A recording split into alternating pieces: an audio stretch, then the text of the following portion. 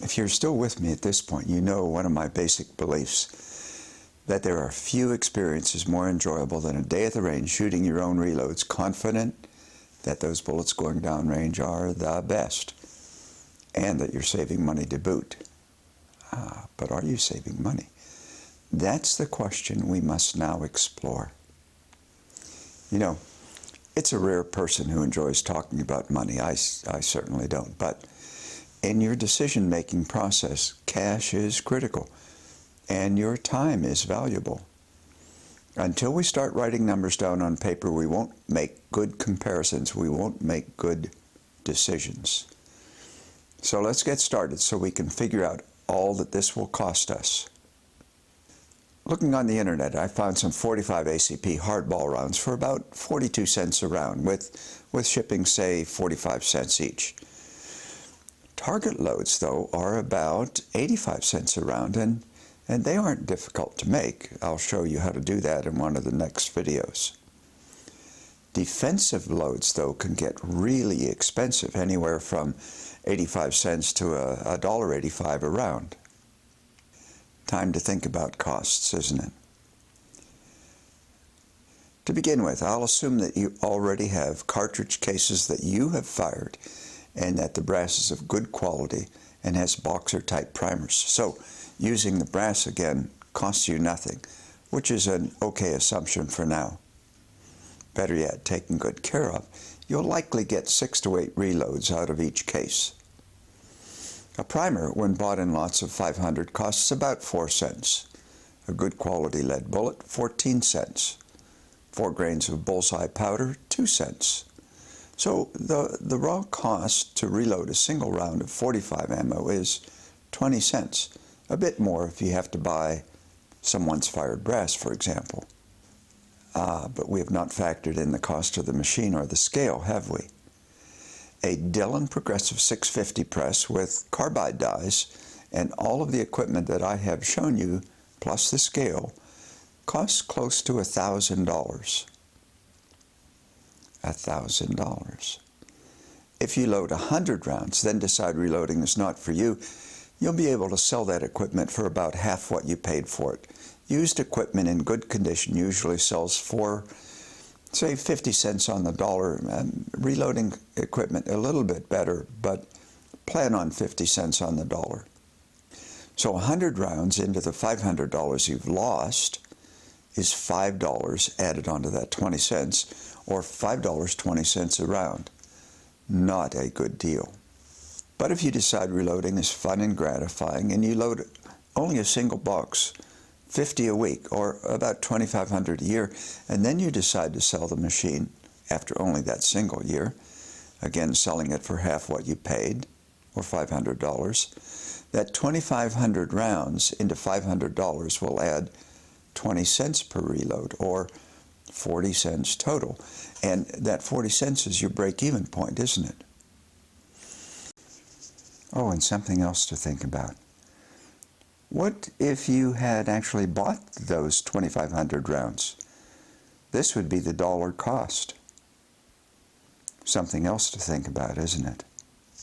Now, considering I've had mine for more than 25 years, and I could still sell it for $500 if I retired from shooting, and being conservative, say I've reloaded over the years only, say, 1,000 rounds a year, total of, say, 25,000 rounds, it's actually more. That hardware cost adds less than 2 pennies to the cost of each round. It occurs to me there's another factor I haven't mentioned, something that will further decrease your unit cost. Certainly the 2 commonest rounds reloaded in America today are the 9mm and the 45 ACP pistol bullets. But a close third is the round for the M4 carbine, the .223 5.56. It's possible to buy a conversion kit to load rifle cartridges on the same press, and that conversion takes about 3 minutes to install. That kit, with all the bells and whistles, costs, as of today, about $270, depending upon the quality of dies. Here I'm changing out my 5.56 for a 300 AAC. The kit certainly does save time when switching from one caliber to the other, doesn't it? Finally, I'll be the first to recognize that we are talking about a lot of money.